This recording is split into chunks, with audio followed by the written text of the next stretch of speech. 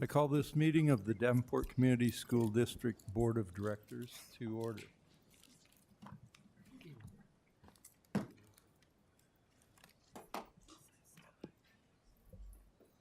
Thank you all for being here this evening. We really appreciate your attendance at this board meeting. By attending meetings, you can learn about the accomplishments, needs, and concerns we face. The board meets regularly on the first Monday for committee of the whole meetings and the second and fourth Mondays of each month for a regular meeting. Open forum for the public is available only at regular meetings. All meetings are open to the public except closed and exempt sessions, which are permitted by certain sections of Iowa Code. All board decisions, however, are made in public open session. The board is not a forum, it is a deliberative body. Accordingly, it receives communications, both oral and written, as a medium of information. It does not debate the contents of such communications, but considers them in making decisions and in the establishment of policies. During each regular board meeting, there is an opportunity to address the board by completing an open forum request and giving it to the board secretary prior to the meeting. Each person may have up to 2 minutes of time to speak. This is a time of listening by the school board, so the board does not make any comments during open forum. The issue will usually be referred to the administration for further study and follow-up if necessary. When the board president recognizes you, direct your comments to the entire board and limit your remarks to 2 minutes unless extra time has been approved by the board president prior to the meeting. The school board president will recognize one speaker at a time and will rule out of order other speakers who are not recognized. Only those speakers recognized by the chair will be allowed to speak. Comments by others are out of order. The school board president shall promptly rule out of order any discussion by any person, including school board members, that would violate the provisions of state or federal law, our open forum policy, or the statutory rights of privacy of an individual. To ensure that the board can conduct the important business of the district, the following guidelines apply to all members of the public who attend board meetings. The board asks that all members of the public treat open forum speakers, district employees, and the board with respect. Individuals are not permitted to engage in conduct that interferes with the ability of other individuals to watch the board meetings, interferes with the ability of other members of the public to offer comment to the board, or interferes with the ability of the board to conduct its business. Demonstrations during public comments, such as clapping or cheering in response to either public comments or statements made by board members, is discouraged. Those wishing to display placards, signs, and/or banners may not block any attendee's view of the proceedings. Before I get started, I wanted to note that Director Beck is not here, but it's only for a brief few minutes. She was at another meeting earlier, and she'll be joining us shortly. Director Mayfield is absent from tonight's meeting, and Director Gosa is participating by phone. He's down in Kansas, and we have determined that it's appropriate for board members to phone in and participate in our meetings that way. So we'll go ahead and start with our board priorities. Director DeSalvo, would you please read those for us? Our board priorities. The Davenport School Board establishes the following priorities to ensure the academic success of all students. Provide leadership and direction to improve the overall learning environment in our classrooms, schools, and district, including the health, safety, and security and happiness of students and staff. Direct and support actions, programs, and activities which reduce the impacts of poverty on our students, their families, and our community. Thank you. Director Hayes, would you please read our mission and vision statements? Yes, I'll be happy to. To enhance each student's abilities by providing a quality education enhanced by our diverse community, and the education that challenges conventional thinking, prepares all students to compete in a global society, and inspires our students, parents, staff, and community to answer the question, what if? Thank you very much. Next is student board reports, and it looks like there may not be any. Okay. All right, then we'll move on to a presentation of Pete the Purple Bull. Do you want to make the introductions? Yeah. Well, we have a very special guest with us today, and I think, yes, and there's a button up there that you have to push, but we have Kim Riley Quinn here with us, and Pete the Purple Bull, if you were to say that to any one of our students inside of our district, they know exactly what he stands for and what he means. And so we've asked Kim to come and do a presentation for us, so go ahead and take it away. Okay, thank you very much. We're really, really happy to be here today. And we think this is a good thing to share with all of you because I think maybe it's been kind of a tough year. So Pete the Purple Bull is fun, and he also has a really important positive message for our students. One of the things that we've really focused on with Pete the Purple Bull, he's been around for about 5 years, but he's expanded in the last couple of years to, we've added some new programming. But Pete the Purple Bull is really about building a positive climate in the school buildings. He has an anti-bullying message, but even bigger than that, he has a message about how you take good care of yourself and how you take good care of others. We really focus a lot on the social emotional skills that are essential for kids so that they can not only interact with each other effectively in school, but that they're prepared then to interact, beyond school. In their community, they're prepared to work and, participate in teams, that sort of thing. So we think it has a great value, and kids love Pete the Purple Bull. They're learning, but they're having so much fun they don't even realize they're learning, which I think makes it that much more powerful. I do have a few people here who have participated in one way or another with Pete the Purple Bull, and they just wanted to share some of their own experiences. First of all, I'd like to bring Jeff Blackwell up. He's a part of our board, and he is a previous superintendent, so he's got a lot of past educational experience. Okay, thank you. Yeah, I'm actually quite old, so lots of previous experience. It's been an incredible opportunity for me to be able to serve with these people who have brought you Pete the Purple Bull and with the author of the book and the guiding force behind all of this. I think the greatest takeaway for me, because I think every adult says we want to stop bullying, it simply leads to other problems in the adult world.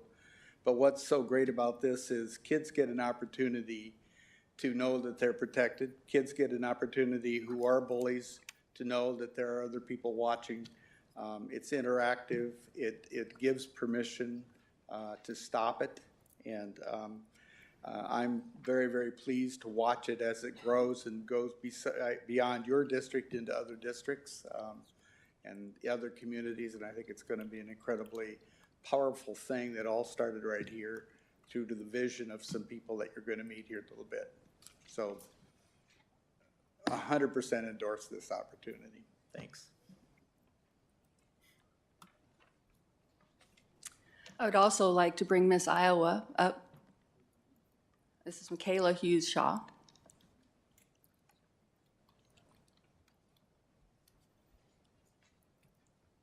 I'm happy that I have a name. Usually my name for the year is Miss Iowa, so totally fine. But I have had the opportunity to read Pete's Grand Plan, which is the book that was just written by Kim Riley of... Oh my goodness, that was weird. Sorry, I've had a really sore throat earlier, guys. But I've had the opportunity to share this book in the elementary schools that I visited throughout my year of service as Miss Iowa. My platform for my year of service is for both mental health and suicide awareness. And you have to think about, okay, how can you present that issue to the younger crowds, your K through 5th grade? And this book has been a great tool, and it has also created a different message. So talking about respecting others, respecting yourself, talking about anti-bullying, bullying, and also touching on things like differences, the differences that we can see and the differences that we can't see, and how that all ties into mental health conditions and different things like that too. So I have been really fortunate to partner with them throughout the year. I have taken this book all around the Quad Cities, but also to Des Moines and even further than that. So it's been a great tool, a great asset, and thank you all so much for having this presentation today.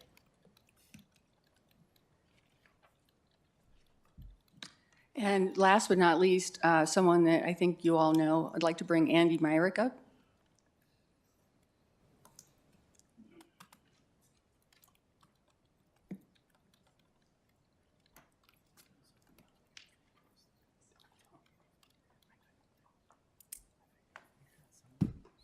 Good evening. For those of you that don't know who I am, I'm Sergeant Andy Nyrick with the Davenport Police Department, and I'm actually assigned to Davenport Schools as the police liaison for the last 9.5 years.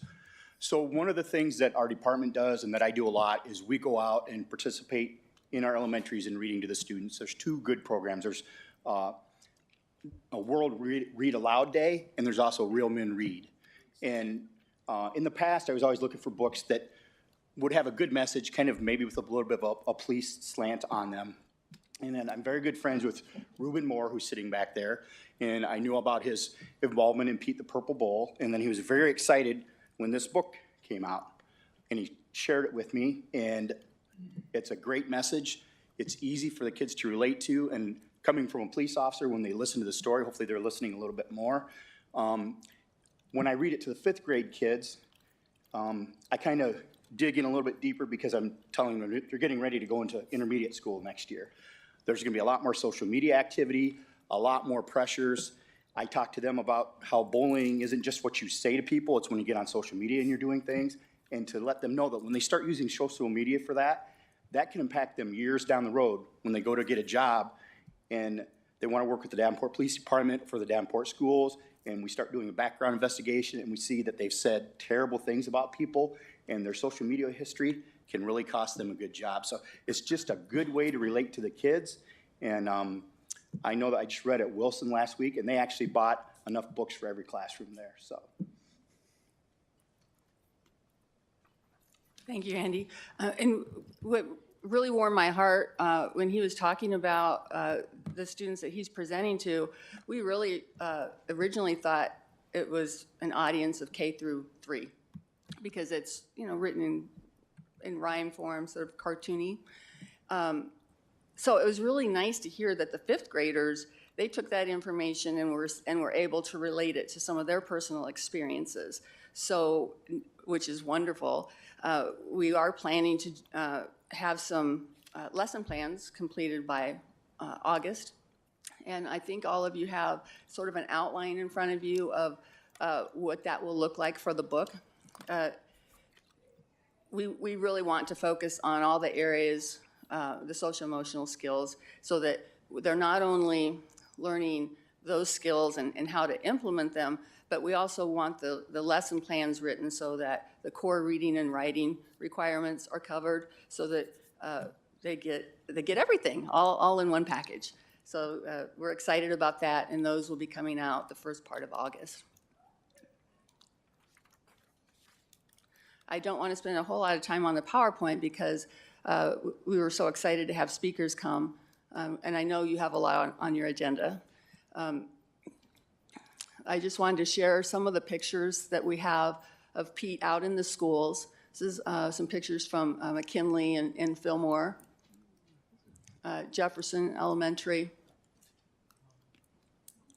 This is just a brief diagram. This is what we really follow in our programming. Those social, emotional learning areas, self-management, responsible decision-making, relationship skills, social awareness, and self-awareness. So the book was written by me. I don't know if you're all aware of this, but I've been a social worker in Davenport schools for a long time, over 27 years. And what's really exciting to me, the student, well, he's not a student anymore. He was a student of mine several years ago at North High School. Austin Robertson. He is the illustrator of the book. So that just makes it even more exciting to me that a student ended up being the illustrator for this book. And he's in 100% on the message. So here's a picture of Miss Iowa with the class that she read the book to, and also Andy at Wilson Elementary. I did want to share this with you. Oh, can you help me there? I need to go back. I wanted to show so along with the book, we also did the next one, there. Okay. How do I make the music back? That I don't know why it's not showing up. Well, It should be there if you had it there, but. well, oh, there we go.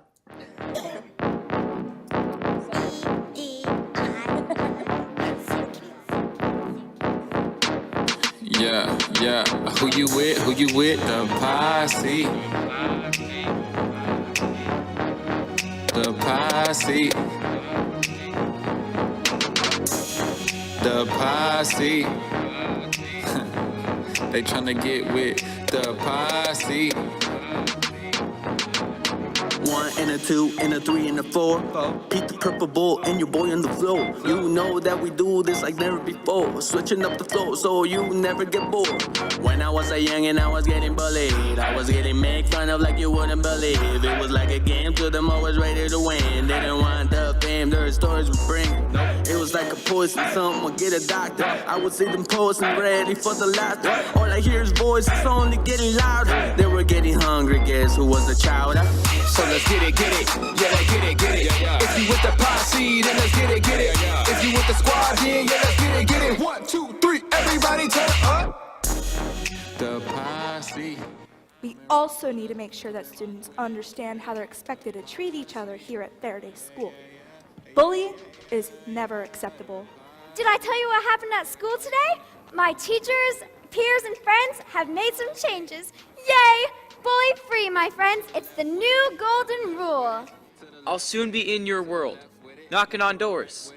I'll be there looking for humans to answer my plea. For a world that is welcoming, kind, and bully free. Show Pete you should support him. Wave your arms wildly in the air. There's no place for bullying. Not here, not there. Wow, it has happened. To your world he is bound. Start seeking and you'll find him. He's arrived in your town. So I don't know how many of you are drama people. I am not. No, who you with? The posse. Yeah. The posse. It took a team of people to make that happen. It was so exciting to actually see it come together on the stage. And one of the people that I'd like to introduce right now is Juan Baltierra. He's our choreographer. He is the power behind Pete when we go into the schools. He talks to the students, he mentors the students, and he shares Pete's message. Hello, thank you for having me. So if you noticed, I have a snapback, and then I also have some shades right here. So this is usually my outfit whenever I go to the schools and perform. The kids get really excited to see somebody dancing, singing, and also just get excited about kindness and respect. For me, I know growing up, it wasn't easy. I grew up not having the best economic situation, so my parents had to go, shopping at secondhand stores or yard sales or just hand-me-downs, and I got picked on a lot of school for that. I also got picked on for not speaking English very well, which I still see nowadays everywhere I go, like to the schools. I always ask these kids, ¿Quién habla español? Which means, who speaks Spanish? And just a few raise their hands, but then they come up after me and ask me about my story and how I overcame the bullying when kids would, make fun of the way I said certain things.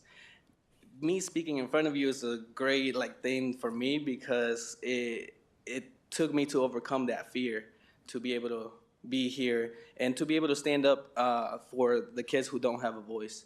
I know there's a lot of them out there who are going through depression, a lot of them who, just have dark thoughts, and we're just here to give them a little bit of hope, letting them know that we care about them, that we love them, and that we are here to encourage them in the things that they love. So I want to invite a couple of my students up, Isabella and Corey. They are both still in high school and middle school. But they have been with me for a long time. They've traveled all over the country, training, dancing, and I'm trying to get them to get to the point to where they're doing their own things as well, like how I'm taking leadership in this. They can also know how to do it so they can take leadership in other roles that they are passionate about as well. So what we're gonna do right now is share a little bit of what we do at the schools, if that's okay for you guys. And also bring a special guest. I heard we have a special guest in the house. Is that true? I'm not sure. Oh, Ruben's gonna go check? All righty. So right here, I gotta put my costume on. The kids don't recognize me without this. They're like, who are you? I'm like, I'm the same guy who you saw at your school. They're like, oh, the posse guy? They always, they crack me up. They don't know how to say like my last name. Like I tell them, Juan Baltierra, and they struggle a lot, but it's always a fun activity to get them to roll their R's and have them experience something different. So I'm gonna play this song for you guys right now. I got a lot of things in my pocket, so let me take them out real quick.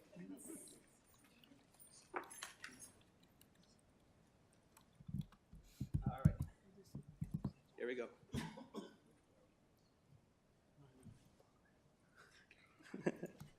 Here we go. Just kidding. Hey!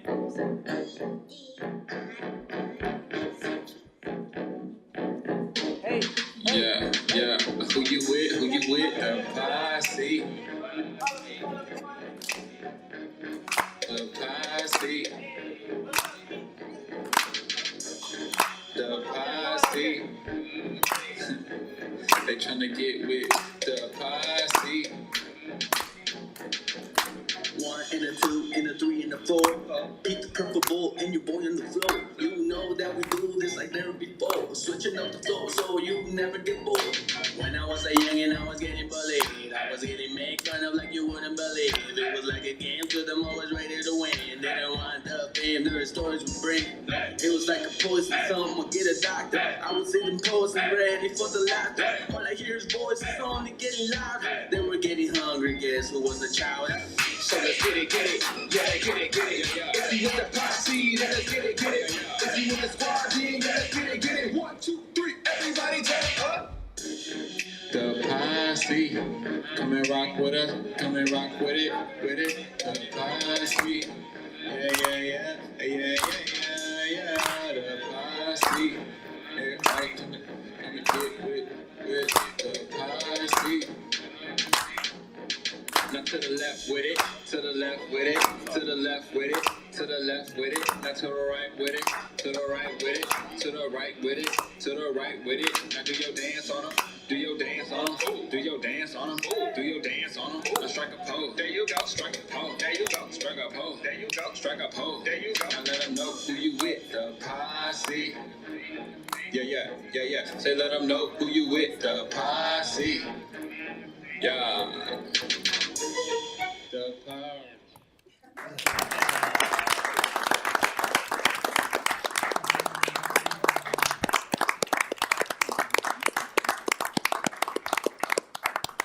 So Pete could not do it alone. He had, and they make it all happen. So thank you guys. So just to wrap it up, basically, we just wanted to share this with you and let you know that Pete's out there working hard, trying to make a difference in the schools. The things that we have coming up in the near future, Rock Island High School, their drama department is going to put the musical on probably the last part of September. And then their feeder schools are going to be bussed in to see that. And our goal is to make that a model that we can use in other school districts. Think of how powerful that will be to have the book and the lesson plans and then the musical on top of that. So kids will always remember Pete the Purple Bull, and they'll remember his message too. So thank you so much for letting us be here tonight. And don't leave yet. Is it Kim? Kim. That was a great presentation, and I don't want to get into a lengthy conversation, but I would like to open it up to the board members for any comments or questions Oh, that sure. might have. Director Hayes. Kim, you had mentioned the lesson plans. Do you have any idea what age group those would be for, or all ages? Well, originally, we were planning K through 3. We might try to get K through 5 now, after talking to Andy and hearing the response of the 5th graders. I think we probably will work on making them K through 5. Another piece that is very important to us, the idea of having high school kids perform this.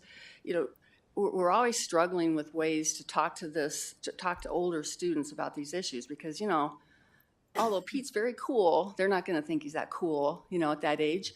But they will participate as mentors. So we're really excited about the idea of getting high school kids involved in performing. We want to take it to the junior high also, so that we're hoping we can get volunteers from those age groups to go in and read to the younger kids, so that it's a whole school message. When the musical was at North, I actually went to that musical. I remember seeing you there. Sheldon, the sheep, was my grandson. Okay. So I was forced to go, but I'm really glad I Well, went. did you? He was on the video I saw sleeping. him. Thank you for all you do. Thank you. Director DeSalvo. Kim, this is amazing what you've done. And the dance crew and Miss Iowa and all of you, thank you for being here. Are you kids from our district? No. Well, you're very impressive, and you're bringing a great message to students all over the country and the state. So we appreciate what you're doing. Your message is so important, and keep doing what you're doing, because you are making a difference, and we really appreciate it. And congrats on the book. It's amazing. Oh, thank you. So I love all of it. So really, And really impressive. We do have some students. One of the students that we invited to dance had a baseball game. So Nice weather coming, I understand. So, Yeah. well, thank you all for being here. We appreciate, and great message. Good job. thank you. Thank you very much. Anybody else? Director Gosa, do you have anything? I just want to say it sounded like it was a great presentation. I'm going to have to watch the video later on. I wish I could have been there in person, but thank you for coming and presenting this to us. I appreciate all your guys' hard work and dedication. Thank you very much. Yep, very good. It was just great all the way around, and we were inspired to get up and start dancing also. But Well, there will be more opportunities. maybe if there's another opportunity. Thank you very much. Thank you.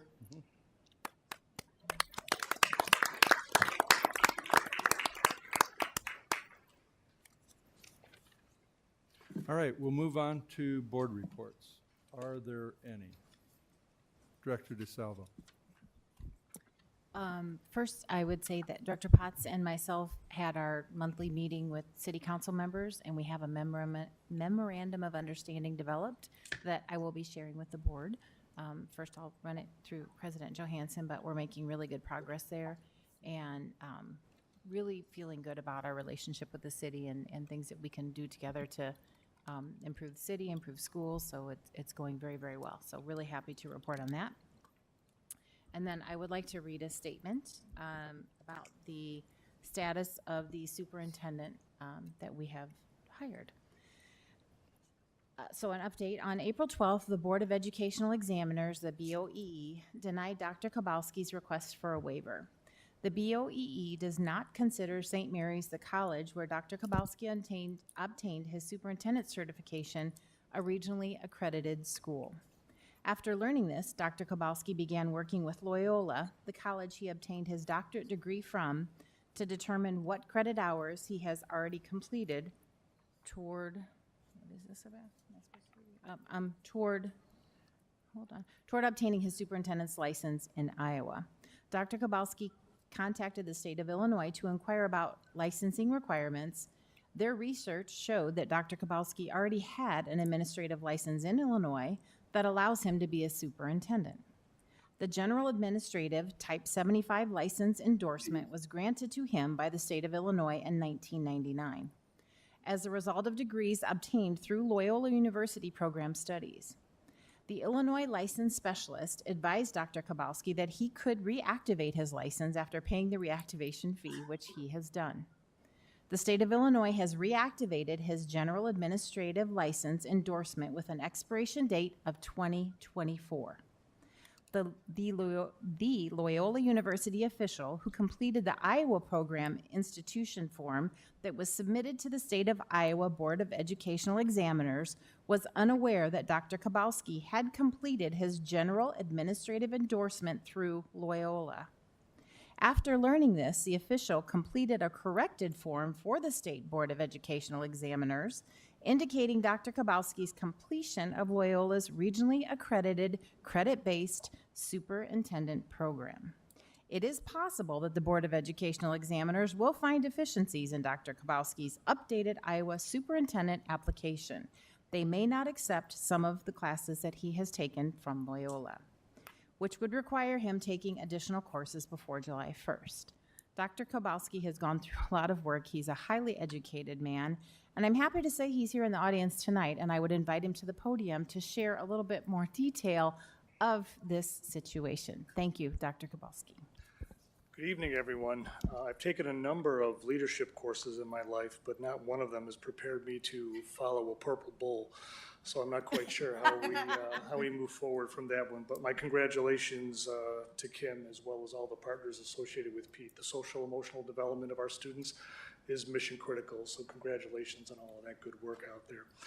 I took the trip in from Wisconsin today because I wanted to make sure that you heard, as they say, straight from the horse's mouth, exactly what's going on with my credentials.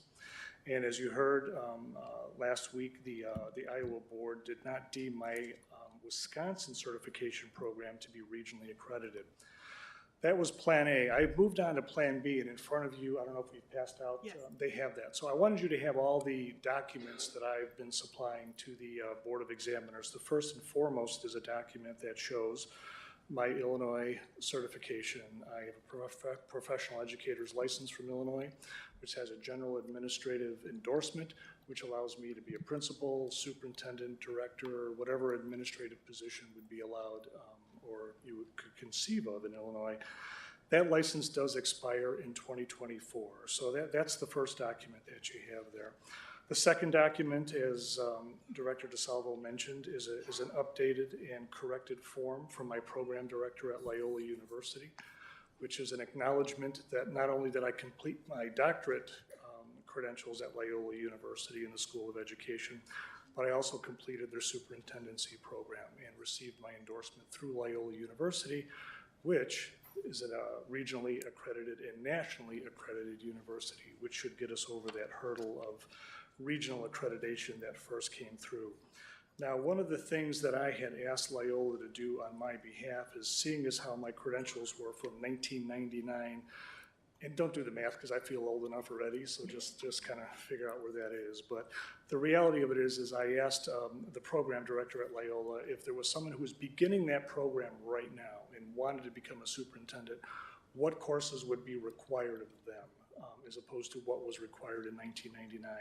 And on page 2 of that document, I wanted you to see the email that I received. It includes the final results of my transcript audit from Loyola University. And the final answer, as they say, was I have 7 of the 10 courses that would be required if I were to be a brand new student at Loyola University. So those 7 courses are already on my transcript. However, if I were to enroll and look for a second endorsement, which I don't need, if I were to look for a second Illinois superintendent license, which I don't need, that's what I would have to do to get that. So I think that's a very important piece, that those 7 courses are already reflected in my transcripts.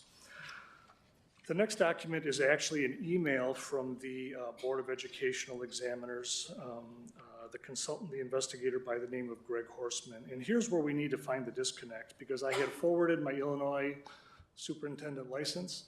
I had forwarded the updated Loyola credentials signed off by the associate dean. In the email from Mr. Horstman, he has a bullet point where he does say that in my initial evaluation of your coursework, I did not see any that met the superintendent endorsement requirements. That's a disconnect that we're just going to have to explain and figure out why that's the case, why a national university would show 7 courses as part of their superintendent program. Clearly what we're going to have to do at this point is I have to track down all of the course descriptions for Mr. Horstman and send those his way so he has an understanding of what those courses were and why Loyola is showing 7 courses on my transcripts. So that's the next piece that needs to happen. So in terms of Plan B, I'm currently accumulating all of those course descriptions for Mr. Horstman so he could look those over. I am in the process of updating my application to the state of Illinois with those course descriptions. Although never quite sure how things are going to work out, I don't want to take any chances with this. So I've taken a look at other programs within the state of Wisconsin that offer superintendent endorsements and credentials. As a result of that review and talking to a number of university officials, I've taken it upon myself to take 3 additional courses over the course of the next 8 weeks that perhaps would be courses that I would expect an Illinois superintendent to have to have passed and mastered to get their credentials from Iowa. Those courses will be finished the week of June 24th, and those will also be uploaded and added to the transcripts that I have from Loyola. Ideally, when all of that is done, that should be hopefully everything that they're looking for. It's a bit time intensive. You may recall the original plan was for me to start on June 1st with you. However, again, taking vacation days in my current district, which I had accrued and starting on June 1st. However, with the additional coursework that I have to take, I have to complete that coursework. It would probably be the better idea to postpone that start date from June 1st to July 1st, but I'll leave that for a discussion with you at a later date. But in the meantime, I wanted you to have the documents that have been forwarded to the state examiners. You know what I know right now in terms of how things are playing out. The coursework is manageable. It's something that, as I look at the courses that I'm taking, I could probably teach those courses, having been a superintendent for 11 years. But I also go into those courses with an open mind, knowing that as a lifelong learner, there are things that I'm probably still going to learn from that coursework. So it's with optimism that I'm taking those courses, and it's with optimisms that I'll be updating my credentials with the state of Iowa examiners. And if you have any questions, I'd be happy to take them right now. And I appreciate your offer to accept questions, but I'm not sure that we can legally do it. Okay. Your comments were actually part of Director DeSalvo's board report. Understood. Is how we got you in here. So, but is there anything else on your report? That's all I have. Okay. All right. Okay, thank you. Thank you very much for being here and presenting that. Are there any other board reports? Director Beck.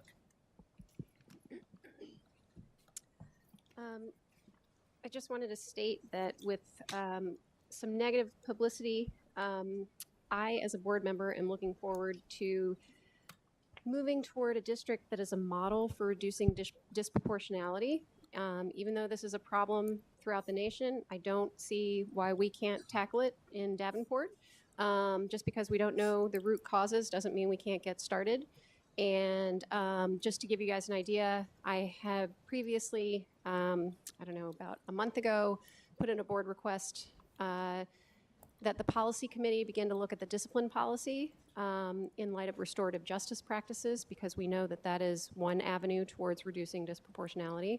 And I know there are a lot of other things on the agendas of the directors and the administrators, and I look forward to working with Sandy and making some changes in the district over the next few years.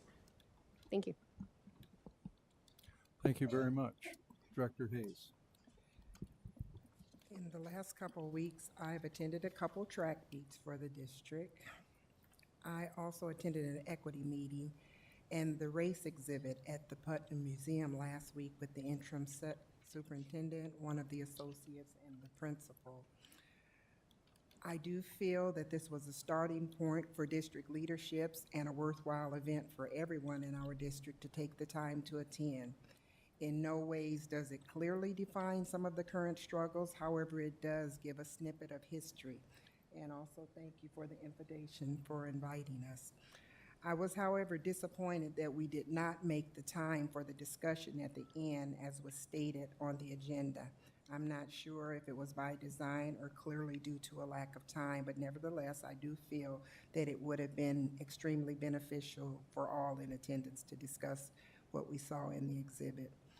Racism is basically experienced every day in some form or another by people of color or people who are different in comparison to what the majority feels they should be. It may be very subtle and sometimes unintentional, but it oftentimes is blatant. It's my feelings that not the board, that this is obviously some of the things that may happen with the issues that the district has experienced as far as special education, as well as the disproportionality. Both students and staff oftentimes feel the stress that associated with this. I'm very ecstatic with the progress in special education with the compensatory hours, but that's just the tip of the iceberg. We've taken care of all of those hours that we needed, and that's really a huge celebration because when it first began, it was a wonder, will we even manage, will we get it done? But I'm very happy that that's been taken care of, but even with that done, we still have mountains yet to climb. Some issues are so systematic that they are truly the norm and not always intended with any malice whatsoever, but this too has to stop. I want to leave you with a quote and challenge you to challenge yourself by asking if this has become your personal norm. A great many people think they are thinking when they are merely rearranging their prejudice. And this was a quote that I found from an American philosopher by the name of William James. Thank you. Any other board reports? Director Gosa, do you have anything? No, I do not. I've got a couple. First, last week I attended the IASB Policy Leadership and Legal Issues Conference. And that was on April 18th. A great conference, and I must say that I have 100% confidence in the IASB, their leadership, and their staff. The conference included presentations on open/closed/private/exempt meetings, policy recommendations to achieve equity and family engagement, a legislative update, roundtable discussions on equity and family engagement topics, school finance records and reports, and several breakout sessions. We discussed all of the above and more, including ESSA, equity, policies, etc. I did tell them, I talked with the leadership of the ISB, and I did tell them about the Davenport situation with respect to disproportionality. And I did ask about disproportionality. They said that they are not the experts in disproportionality. They directed me to, they said in disproportionality, special ed, discipline, they recommended the AEA, the DOE, NSBA, etc. And they said that if we need additional assistance, they would consider going to the National School Board Association to try to find assistance for us if we need.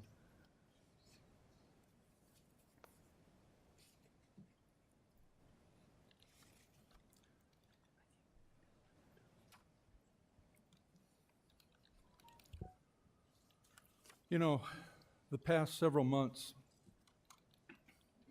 the board and the district, the administration, a lot of people have been involved in a lot of really great activities. And just a couple of highlights, and a couple have already been mentioned, but implementing PBIS district-wide, PK through 12, work with some national experts, including Shiraki Holly on cultural relevant teaching and Mark A. Winston. Looking at building a multi-tiered system of support in math, reading, social, emotional, behavior, mental health, creating a dashboard to allow for accurate review of data in the area of reading, math, attendance, and discipline. And many other things. And so obviously, all of the board has been thinking about all of this. And it was interesting, I was watching a show last week, and this is something that you'll all recognize, but it was something that struck me for a number of reasons. And it's part of our founding fathers said that we hold these truths to be self-evident, that all men are created equal, that they are endowed by their creator with certain unalienable rights, that among these are life, liberty, and pursuit of happiness. And the context that was given in was really, it was talking about the equality between our founding fathers and England. It wasn't talking about specifically individuals as we think about that. But I really thought a lot about that in the context of everything going on here. And you'll see some of my thoughts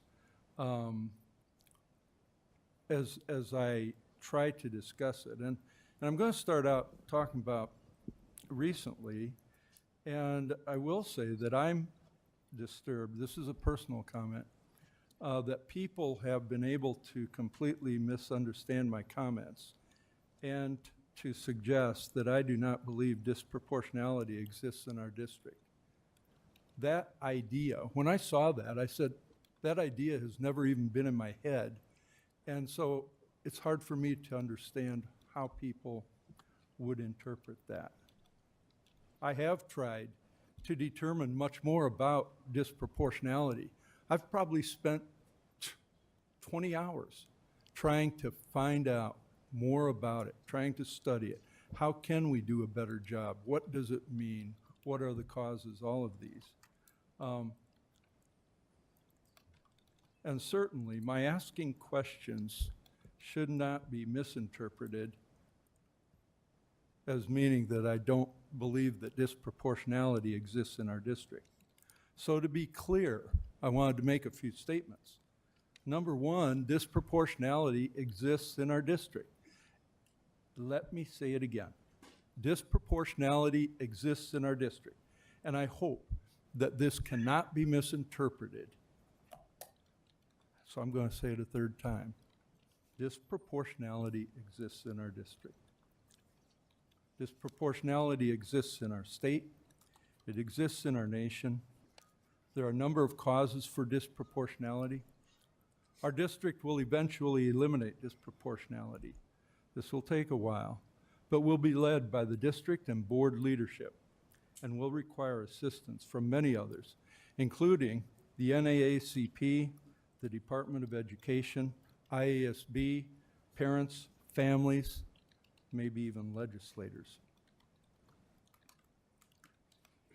I've become a lightning rod for this, and I can't allow any misinterpretation of my words to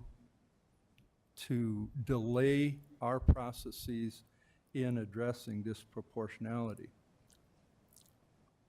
And any misunderstanding by other people, I accept to some extent to be my fault. So I have asked Director Hayes and Director DeSalvo to be the primary spokespeople for questions regarding disproportionality. When I opened with the quote from our forefathers, it was to remind us all of those words. I believe the words, and I believe in the words. I do believe that all of us are created equal. And I'm going to talk about a little bit different area because I believe that this applies not only to our students, but to all of us. Recently, I had the pleasure to talk with a person who described themselves as a little person. And I said, "What do you mean by that?" And they discussed the way that they think other people think of them because of the work that they do, their position in life. I've never thought that way, and I've never been taught that way. I do believe that each of us has the opportunity to make choices, but I also believe that our perception of others, and especially our words toward others, make a difference. This way of thinking should be applicable to all of us as adults, as well as to all of our students. We should always be careful with our words and thoughts and deeds. We should be elevating others, not denigrating them or putting them down for any reason. I believe that this is the way we should all treat each other. That's my report. Are there any other board reports? Okay, seeing none, we'll move on. If I can find my...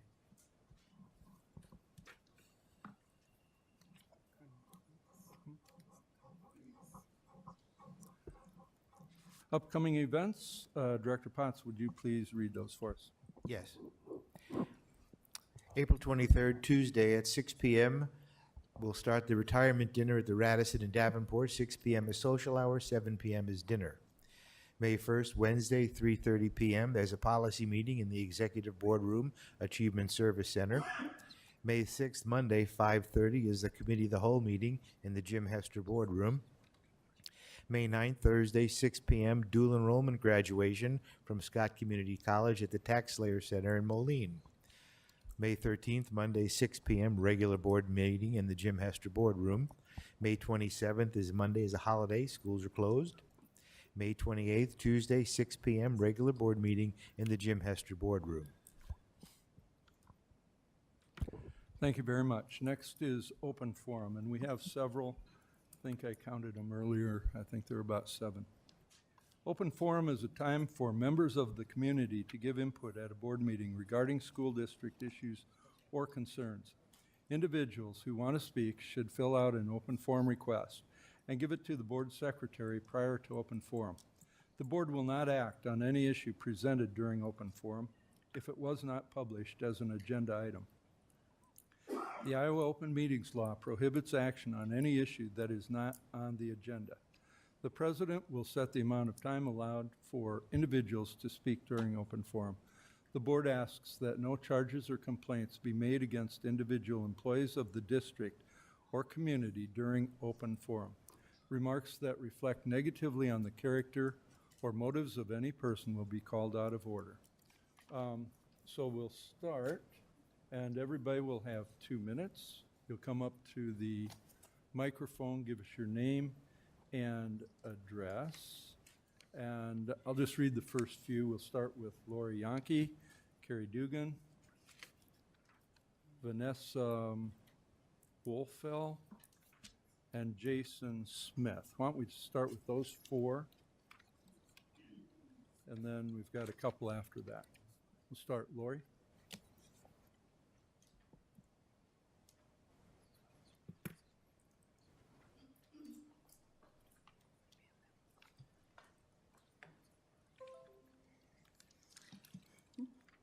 Ready? Good evening. I'm Lori Yankee. I live at 2315 Hillendale Road in Davenport. I'm a parent and community member. I have 4 daughters. 1 graduated 2 years ago. The other 3 remain in the school district at West, Walcott, and Williams currently. I originally had a better idea as to what I was going to say, but as the time went on, I'm not exactly sure how to approach this. So let me start by thanking Dr. Kowalski for being here and for being very transparent, because my concerns are with the waiver. You see, the last time we hired a superintendent, we had to go through the waiver process as well. And unlike what was quoted in the Quad City Times, it wasn't so much HR policies as what it was special education. it was waived because he did not meet the requirements. And it actually is quoted in his waiver of stating that to give him this waiver was to imply that the Board of Education examiners were making decisions based on logic, not just based on written requirements. As a parent with a child in special education, I'm deeply concerned about additional waivers because look how it turned out last time. Later on this evening, Susan Downs will come up here and give you an update on where we stand from our state and federal violations. All because we went around and gave this workaround for a gentleman who was clearly unqualified to lead our district. I mean, look where we're at. Not just special education, but financially. So as a community member, I'm deeply concerned. And please don't get me wrong, Dr. Kabowski is very charming. I've spoke with him on the phone. I appreciate his transparency. I welcome it in a school district that has not been transparent. So I'm very hopeful that he will meet these requirements, but I think the board and the administration needs to do a better job of addressing the fears of the community. Because our community is in shambles. People are not leaving the school districts, our school district, because of white flight or things I've heard quoted in the papers by specific board members. They're leaving because of bad management from the school board and the administration. So to downplay this need of a waiver and to downplay these fears is just appalling to me.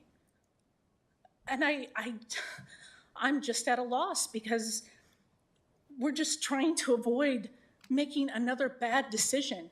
And this past year, actually 7 years, have been bad decision upon bad decision and refusal to acknowledge these bad decisions. So what is the board going to do to calm the fears? And I'm not the only one. Go online and read the lines underneath the Quad City Times, calling you out of being not just asleep, but completely unattached to the community. Hey, Lori, you'll have to wrap it up. Thank you, Ralph, I will. I'm just asking you to do a better job, and I'm so tired of asking you to do a better job. Please just, and if you can't do a better job, then don't be on the board. Thank you. Next is Carrie Dugan.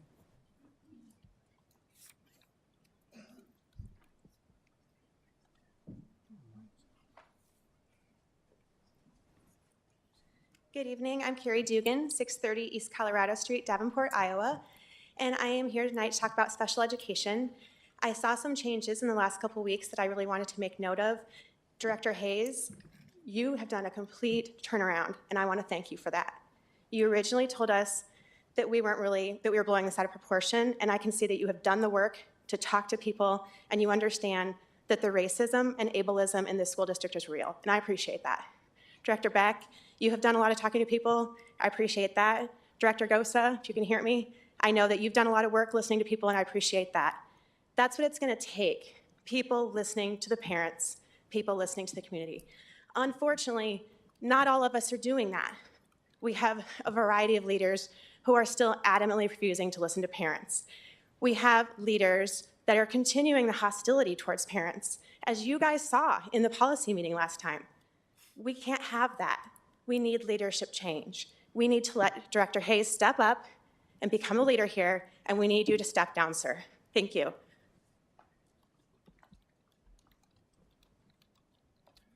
Next is Vanessa Wolfel.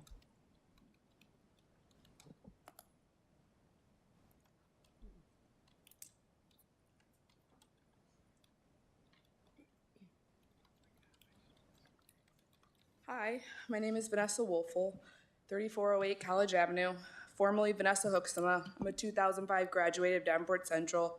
Myself and two prior generations of Hooksemas have gone through the Davenport Community School District. I am here on behalf of my daughter, Addison Wolfel, and ask you to release her to open enroll to Bettendorf Community School District. Addison started in kindergarten at Garfield Elementary School. She's always loved school, extremely intelligent, great kid. By the time she got into third grade, her father and I noticed a change in her. She had a love for learning, and it disappeared.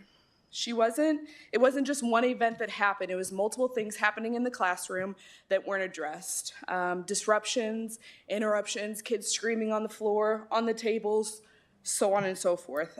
We met with the principal. He disagreed with letting Addison out of the classroom. We then tried to transfer her to Eisenhower, which was denied by Dr. Tate. Dr. Tate assured us that a meeting would be with Bill Schnaden to address any concerns we had, and that meeting never took place. As parents, we were out of options. We pulled Addison from Davenport Community School District and enrolled her in Trinity Lutheran. It has taken time, but she has changed. Her emotions have changed. She is not so hostile when she comes home from the environment that was happening at Garfield. We asked her what she likes about Trinity. Her response is she's able to focus on her work with little interruptions, and she is challenged daily. In closing, Addison's father and I believe that the transfer to Bettendorf would benefit her development would benefit the development of our daughter. She's involved in extracurricular activities with like-minded peers that attend Bettendorf, so we felt like that would be a better place for her. We have wanted Addison to go through Davenport schools. Like I said, my entire family bleeds red and blue, but I will not allow her academics and personal growth to be hurt because of what was happening in the schools. Davenport Community School District failed to provide my daughter a safe, happy, calm learning environment. That's it. Thank you, Vanessa. Next is Jason Smith.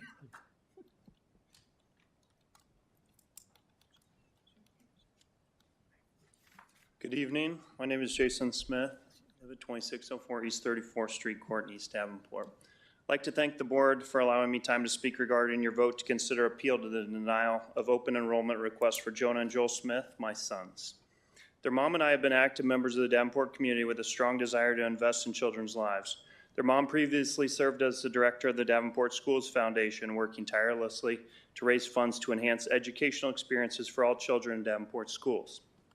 I have volunteered with the Dads of Great Students Watchdogs group and volunteered as an assistant Little League coach and other efforts here in the community. Over the past 3+ years, our son Joel has struggled with the speed reading test, and while we have worked with him the best we know how to, he continues to hover along the bottom of the passing curve. In each grade since kindergarten, we asked that Joel receive some intervention assistance to get the extra reading time and attention he needed. We were denied. You provided a record of engagements in the appeal letter, so hopefully you're aware we had a conference with his teacher, the reading specialist, and the principal to discuss, and we were told that our son needed intervention services, but he was not as low as others, and the resources are limited, so he would not get this help.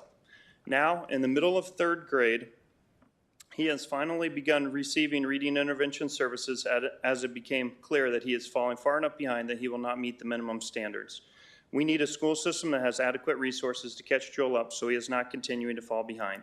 Even if he gets the assistance needed at the elementary level, the state test results indicate that there are many struggling to read in Davenport at the middle and senior high level. I accept that it is my responsibility to assure my children have a quality education, which includes diversity and a range of other things, but it must include support when a student is struggling. Regarding diversity, I have read the school diversity plan and understand that the schools have a ratio that have been established as a baseline. As I look through the table, the schools range significantly between those that are Category A and those that are Category B, indicating that the baseline is perhaps more fluid than appears and may be modified by the board as the board sees fit. Eisenhower Elementary, where my sons go, has far more Category B students than almost every other school, so certainly this school may alter its ratio by several students and still remain a Category B school. I too work as a leader in a nearby governmental organization. I'm acutely aware of 2 things. 1, that there may be an exception to every policy through board-approved waiver, and 2, that these decisions have a bearing on the course of individuals' lives. With this in mind, I respectfully request that you grant permission for open enrollment so my kids can stay in their childhood home where they have their neighbor friends and they and their parents can remain connected with the Davenport community. Thank you for your time tonight. Thank you, Jason. I guess we only have 2 left. First is Patty Erskine and Erlene Anderson. Patty?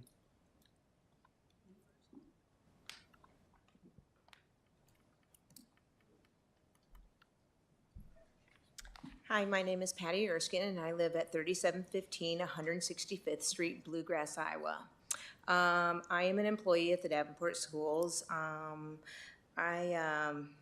members are more than willing to help the district. We care about the kids. Often we are the first ones to see them in the morning, from the building secretaries, custodial, food service and paraeducators, and the security.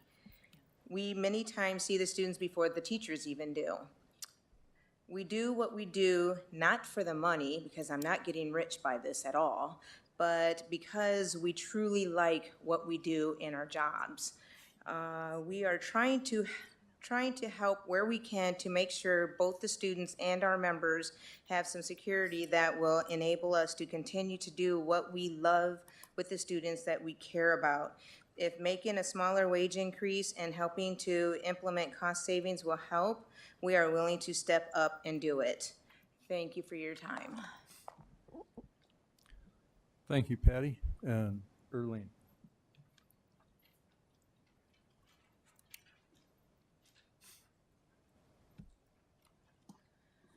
Good evening, Erlene Anderson. I represent the ASME 4 bargaining units here at Davenport Schools. I've been here before. Hey, Erlene, I need your address too. 305 East Lottie Street, Bluegrass, Iowa. Okay, thank you. Sure. Many of the board is also already aware that the bargaining units have made an offer to the district to save the district money. I'll leave copies here later, so if anyone wants any. I'm just here to formally explain our offer. We're offering to take a 1.5% less on July 1 of 2019 from the wage increase that would normally happen July 1. So that's going from 2.5% to 1%, followed by a 1% wage increase each of the next 2 years, which is significantly under what the norm is out in the public sector for increases in wages. This is a significant savings to the district. The only thing we're asking in return is a 2-year contract extension of our current contract. Why would we do this? The employees covered under the ASME contracts have been looking at ways to save money for several months. We have offered many of those to management within the school district. As you are aware, there are many staff reductions in the next few months coming up. By offering a savings, we are hoping to stop or lessen substantially future reductions, which not only affect the employees, but the students. No one wins if the district is forced to understaff due to budget restraints. My hope is that by bringing this here tonight, it gives a greater understanding to what the union is offering and why, enable the district to make a decision on our offer. Thank you. Thank you, Erlene. And thank you to everybody that came up tonight. It is important that you share your thoughts and comments with the board and the community. We'll move on to the consent agenda. May I have a motion? Mr. President, Director DeSalvo. I move that the board approve the consent agenda as written. Thank you. Is there a second? Second. Is there any discussion? Okay, we'll call for the vote. Director DeSalvo? Yes. Director Hayes? Yes. Director Gosa? Yes. Director Beck? Yes. Director Potts? Yes. My vote is yes. Motion carries. Thank you. May I have a motion regarding approval of bills? Mr. President, Director Beck? I recommend that the board approve the recommendation by the administration for the adoption of the bills from the bill listing period of April 4th, 2019 through April 17th, 2019. Resolved, all claims presented to the board having been duly certified as correct by the secretary, reviewed by the administration and board members, and they are hereby audited and followed as just claims and warrants drawn on the treasury for the several amounts. Further resolved, the payment of claims and salaries be approved as presented for the periods of April 4th, 2019 through April 17th, 2019. Thank you. Is there a second? Second. Is there any discussion? Call for the vote. Director Beck? Yes. Director Hayes, Yes. Director Gosa, Yes. Director DeSalvo, Yes. Director Potts. Yes. My vote is yes, motion carries. Thank you. Superintendent report. Or none at this time. We'll move on to other items requiring action. Excuse me a second.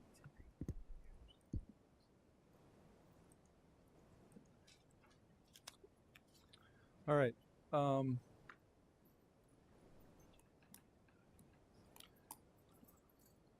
May I have a motion on the approval of plans and specifications for Hayes Parking, Bus Access, and Basketball Court Improvements Project? Mr. President, Director Hayes. I move the board approve the plan and specification for the Hayes Parking, Bus, Access, and Basketball Court Improvement Project.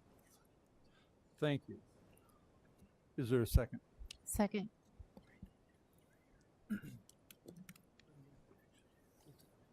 We will now hold a public hearing on the approval of plans and specifications for Hayes Parking, Bus Access, and Basketball Court Improvements Project, with notice published in the Quad City Times on April 12th, 2019.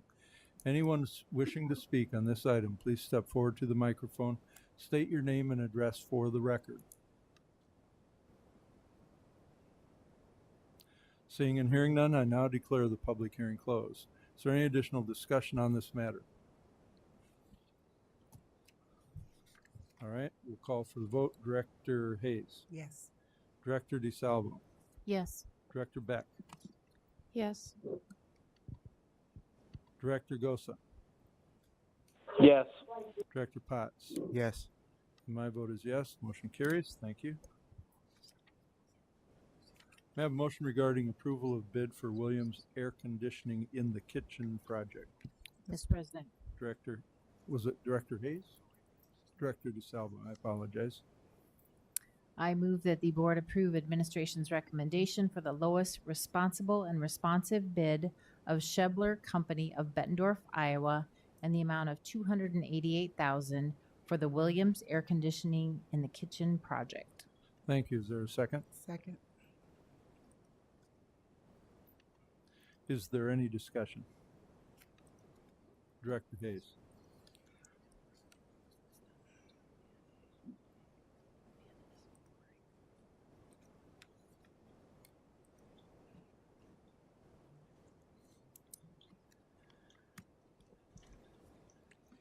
Thank you, Mr. Maloney. A quick question here. There's a 28.5 difference here. Are you able to make any type of educated guess why there's such a difference? And with that difference, is there anything that you can think of that may be one of those unforeseen problems that we may run into creating a change order down the line?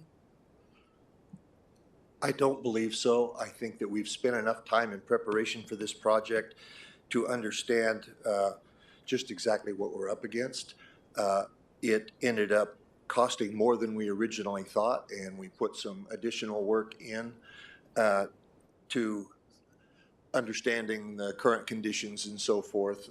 And after the last board meetings, we went back and took your questions to our design engineer about alternate one, rejecting alternate one. It would have been $29,000 additional cost, and the energy savings that might be gained from the additional insulation would take decades and decades to ever recover in energy savings. Of course, the air conditioning in the kitchen only runs for a few hours a day for a short period of the year. And so if it were 24/7 of the entire building, it might be a different calculation, but the energy savings return on investment calculation to accept the $29,000 alternate just doesn't make sense business-wise. Now, is this a kitchen that's cooked in during the day or just served once the food is transported? This is a food preparation kitchen. They prepare and distribute food to other schools, and they also operate in the summertime for the summer feeding program. Okay, thank you. Any other discussion? Okay, we'll call for the vote. Director DeSalvo. Yes. Director Hayes? Yes. Director Gosa? Yes. Director Beck? Yes. Director Potts? Yes. And my vote is yes. Motion carries. Thank you. May I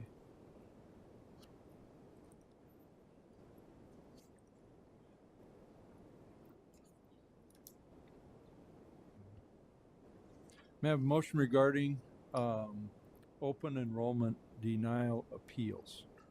Mr. President, Director Hayes. I move that the board uphold the interim superintendent's decision to deny open enrollment between districts based on the district's diversity plan for the following students who are appealed: Brant Beeston, North Scott, Jonah and Joel Smith, Bettendorf, Addison, Wolfo, Bettendorf, Laura Mead, Bettendorf, Addie.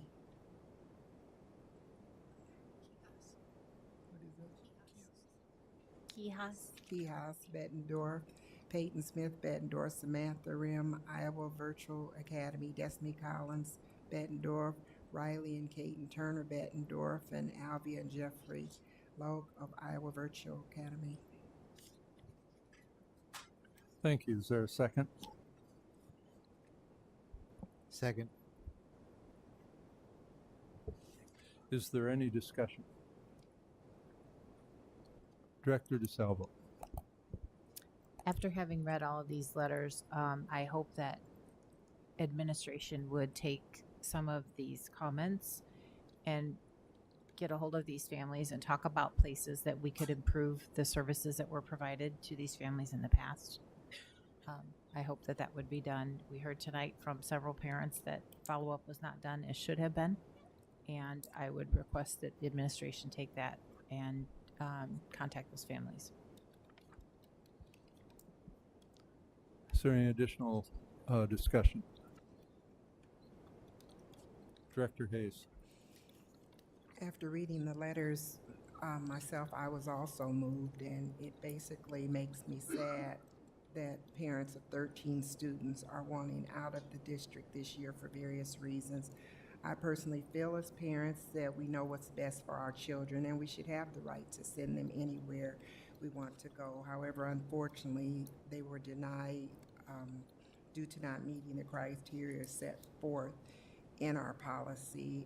And at some point, I live for the day that we can be the district that everyone wants to attend versus get out of. So that's, something that I feel we should work towards. And like Director DeSalvo said, some of these needs, I wonder if there's something different that we can do to meet them. But I'm just looking forward to the day that everyone is excited about coming to the Davenport School District. Thank you. Anything else? Director Beck. I'd like to reiterate that on a couple of cases, it's clear that parents requested assistance and didn't get it, and I hope that we never have to hear that again. That's just my thought. Anything else? All right. We'll call for the vote. Director Hayes. Yes. Director Potts. Yes. Director Gosa.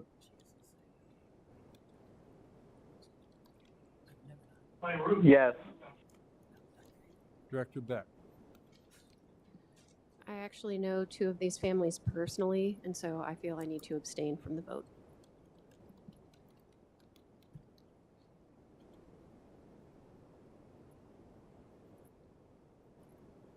Director DeSalvo.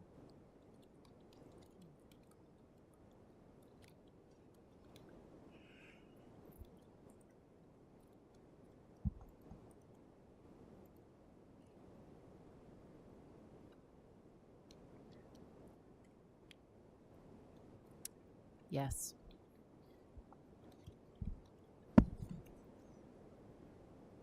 My vote is yes.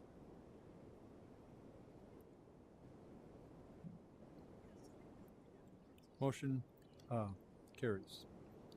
May I have a motion regarding approval of goal? Mr. President, Director Hayes.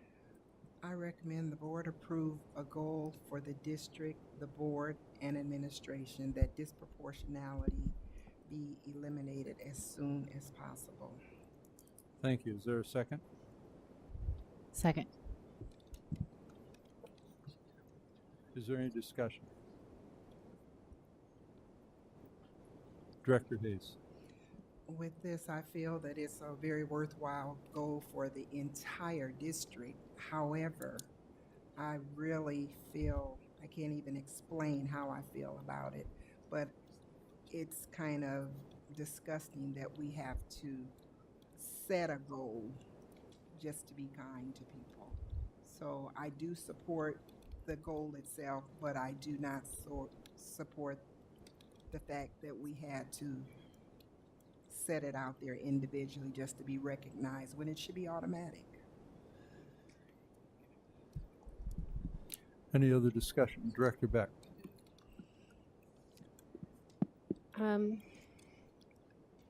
You know, it's definitely something I want to see. In an ideal world, we'd eliminate disproportionality in our district and across the nation, across the world. But I don't think it's realistic to phrase it this way. And if we are going to state a board goal, I think it should be something that is actually meaningful and achievable and measurable in some sort of discrete timeline. And so while I support the idea, I don't think that this is the correct phrasing. And I don't think that this is an effective goal at this point. I would like to see it modified so that it's more realistic and more achievable and has a little bit more meaning behind it. Any other discussion? Can't quite tell, Director DeSalvo. Sorry. I would agree with statements made that we need a powerful, achievable goal. It needs to mean something. It has to involve community. It has to involve students. It has to involve staff. We have to have everyone on board. So it needs to be a meaningful goal. I think this is a start, but I think we have a lot of work ahead of us. This is not simply saying, okay, we have a goal, great, let's move on. No, it's much more than that. So I appreciate this and I will approve this, but then we start. Hands in, all hands on deck, and we go after this and we make it better.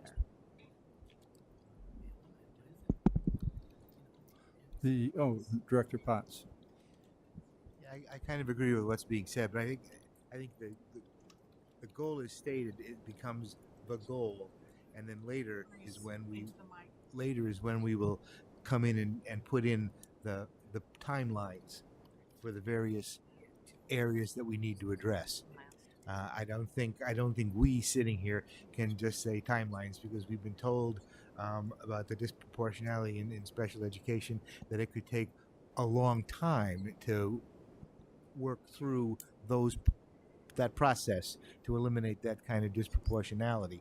So I think it's up to us to set the umbrella goal, and then it's up to us to make sure that those people who work for us set those intermediate measurable targets. Because look how hard we worked when we had a deadline. The 23rd of April was a deadline. So we had a target. We had to focus on that. And from there, we marshaled the needs and the people and the resources we needed to achieve that goal. So I think that's the same process we need to use with respect to disproportionality.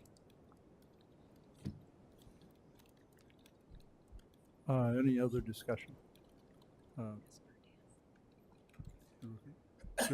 Director Gosa, do you have anything to say?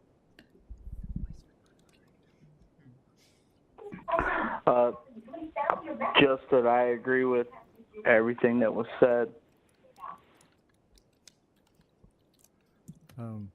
Interim Superintendent Schneckloth wants to make a couple of remarks. Well, the report that you're getting ready to hear from Susan is going to be an absolute celebration of what happens when we begin to talk like this. Nobody's saying that this is the final destination. But when this district starts to talk about something, we can accomplish it. 2,866 reevaluations And they're done. You're going to hear that. They're done. And that was accomplished because all of the ships were heading in one direction. And that's exactly what we're going to do. We know where we are, we know where we're going, and we're going to accomplish that. And this statement right here gets us started talking about it. I remember when we started talking about that, November 1st, what is it, the data that you want to see? Nope, that's not it. I want pie charts. Nope, that's not it. I want this. And we still talk that way. But this gets us started. And I totally agree with everything that everybody's saying. This statement has us all now facing in the same exact direction. And I applaud the people that are standing behind this statement, all of our administration. You know, Dr. Kobilski's getting ready to join our team. And those are his words, by the way. He says that all the time. So this statement allows us to start. Perfection cannot kill this initiative. We have to be able to start and move forward. And I know that we are going to be held accountable by the next round of audit that we're doing. And we are going to be a better district for it. And so this is the start. This is definitely not by stating this does not mean we've arrived anywhere. It's part of the journey. And I'm excited to get it started because while we were working on compliance issues and some of the things that you referenced earlier in your board report, now we can begin to do some real heavy lifting on one of the most controversial tasks in the state, in the state of Iowa and all across our country. So I'm excited about that. Any other comments? I just want to comment that there is in my mind, there's a true sense of urgency to putting resources into this. There have been a lot of questions. I think there still are. But with this, and I think we can all understand that the greatest goals do have something measurable, timelines, things like that. I suspect that if this board tried to do that, it would take months to try to develop a goal that addressed it in that manner. So I'm thankful for the administration recommending this. I hope that the board approves it so that we can start thinking about it and putting additional resources to it. Any other discussion? Okay, we'll call for the vote. Director Hayes. Yes. Director Dees. Oh, what? What are you pointing out? She didn't have her mic on when she said yes. Oh, You heard her. Director Hayes said yes. Okay, thank you. Director DeSalvo. Yes. Director Gosa. Yes. Director Beck. Yes, but I want to reiterate that we are not making this goal just so we can say that we have this goal. We're making this goal because we are actually doing something about it, and we are going to break it into more meaningful chunks as soon as possible. Director Potts. Yes. And my vote is yes. Motion carries. Thank you. We'll move on to the special education update.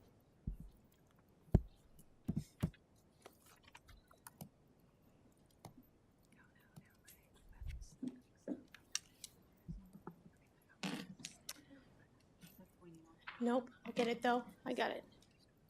Okay, go ahead. All right. I just am here to report on our progress, and I have to say I'm quite happy to say that we are at 100% when it comes to our individual citations.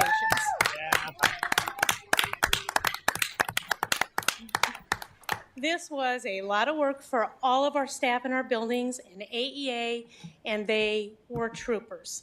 So we have them to thank for all of this. AEA notified Sandy and me and Kim Hoffman from the AEA, Lindsay, who's been keeping track of our data, late Friday night, which was a celebration. So we are at 100% when it comes to the individual citations. I'm going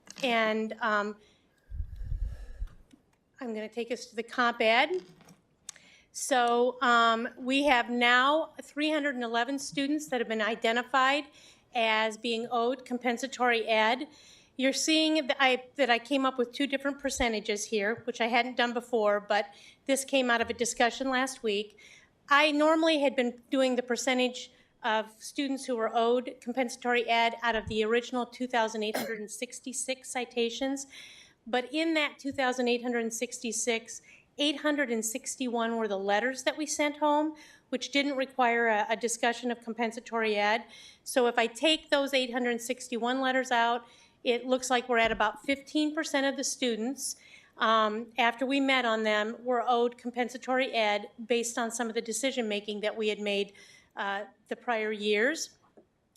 And then again, it just shows our data, and that's where I do like the pie graph, because it just, again, shows our data on those currently receiving, those that we've already completed, those that have denied. We still have a group that Appropriate for the I see. future, right? Yes. Here we go. We're taking off. I told them not to call me. All right. So we still have some people that we're struggling reaching. That doesn't mean we don't keep trying. It's just we don't get calls back, and we've sent letters.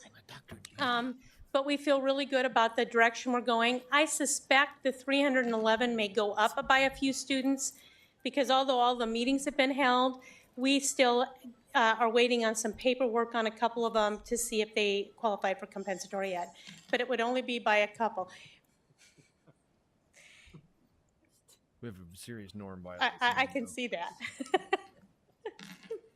All right.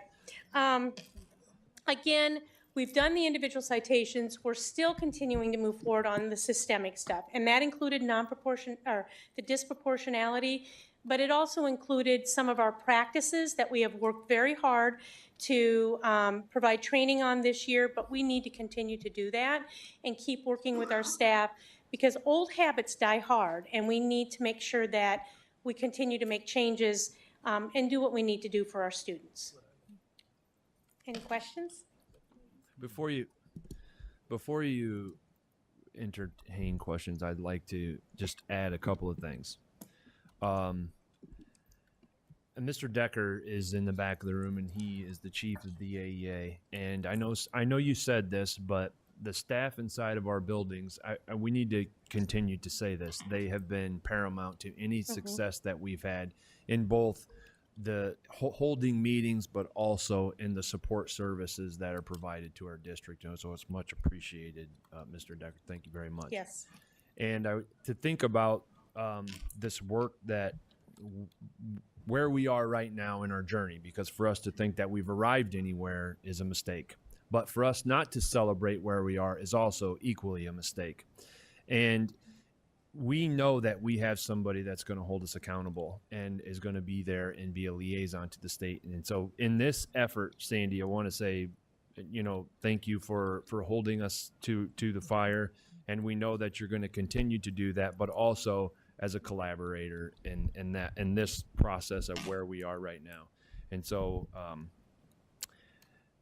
those two are critical. And also our associate superintendents, they carry so much weight. Bill and Rob has taken over the lead of the special ed and really helped move some big boulders. And this accomplishment today would not be possible without those gentlemen.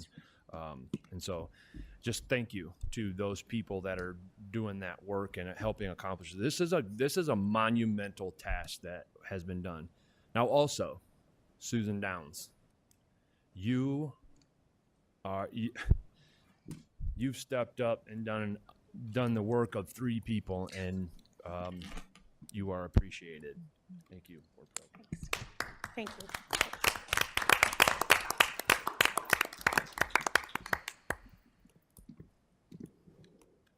Director DeSalvo.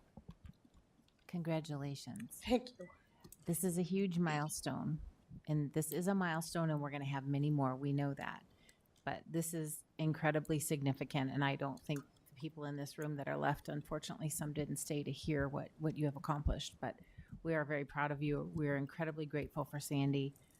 Mr. Decker back there, your team came in when we needed them very badly, and this was a huge effort. I think sometime when you won't have free time, but the hours, the staff, I can't imagine the number of hours that have been put into this and the amount of staff that have been put in this. I know spring break people were working, and this has been going on for a long time. So I'm incredibly grateful for the dedication, the commitment to achieving this. And this just proves that we can do this, and we are going to continue to improve. We are going to continue to have things that we are going to make better. And this is incredibly significant. So I can't thank you all enough, all of your staff, and again, Sandy and Mr. Decker and his staff too. So thank you for your work in this. And this is just the beginning of bigger and better. And I know that you can accomplish all of it with grace, and we sure appreciate that. So thank you. Thank you. Director Beck. I just wanted to say thank you, and that we should celebrate that we've met all of these individual citations, but just for a moment, because we do have a lot of work ahead of us. But I think we've seen that positive change is possible, and it's incremental, but it's so important. And I really appreciate the work that you've put in, and Sandy being there for us, and the AEA. So thank you, and we look forward to maintaining this and making sure that we don't have this conversation again in 5 years or 10 years, and that we are somewhere else at that point. Thanks. Director Hayes.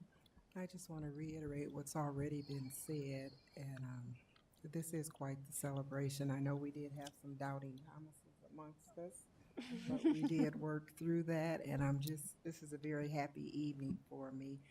I really don't want to get too complacent with this particular celebration because of the citations we had. If we remember, there were 8. So I just consider this as 1 down, and 7 more continue to work at indefinitely. So thanks for everything that you've done. I really appreciate you stepping up and jumping right in. And I made a statement a couple days ago about kicking the business. So I do consider this business has been kicked on. And thank you so much for that. Director Gosa, do you have anything? I just want to say great job. Make sure you thank all your staff for their hard work in getting this done. And let's make sure we just keep moving forward from here and not slip back into the crack.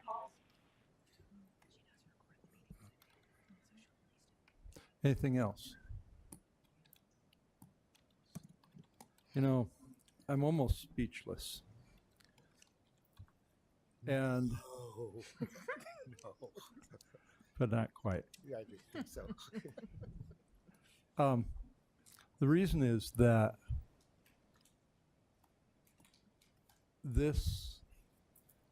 there are so many pieces involved in this, way beyond what most people are aware of.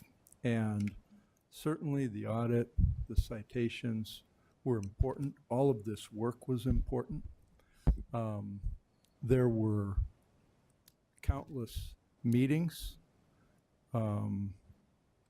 There were tons and tons of discussions and decisions that were made, and I'm just saying that this is really wide-ranging. It's affected tons of people, not only in our community. I will say that the AEA has been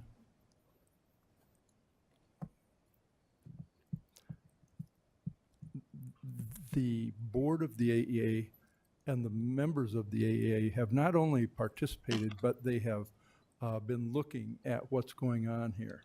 And it has affected a lot of people throughout this whole area. And like I say, not just the Davenport community. I think that there are probably a lot of lessons that have been learned by a lot of us. And maybe sometime the board can think about some of those lessons. How, not only how do we prevent getting into this situation, because this is only one type of situation. There are tons of things that are going on. There are things that just this past week, as I went to the IASB and they said, oh, and all of you that have attended conferences, you know that it's like, oh yeah, I should do that and that and that and that and that.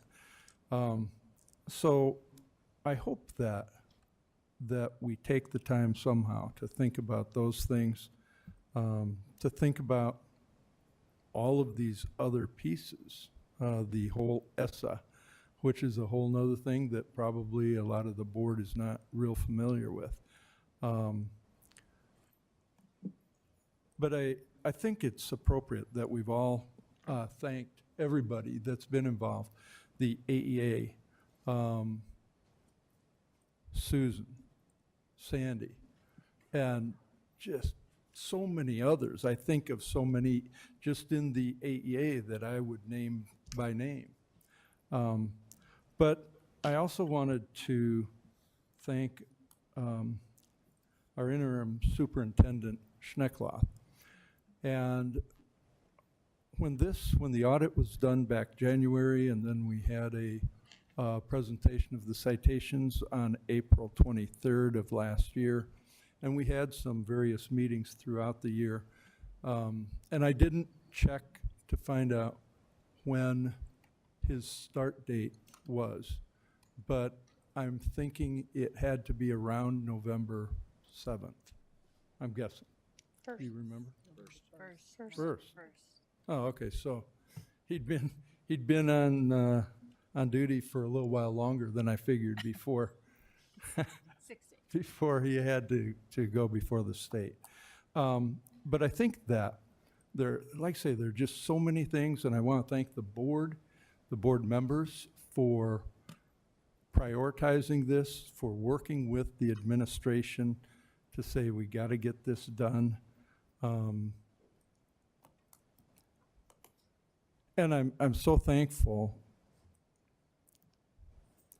to Susan and to Sandy for putting up with my tone of voice sometimes when I would say, are you really sure I don't want to be late by even one day? And so I'm really, really thankful that you all were successful in getting all this done. So I'll end there. Any other comments? Okay, thank you very much, Susan, and everybody that has worked on this. Thank you again.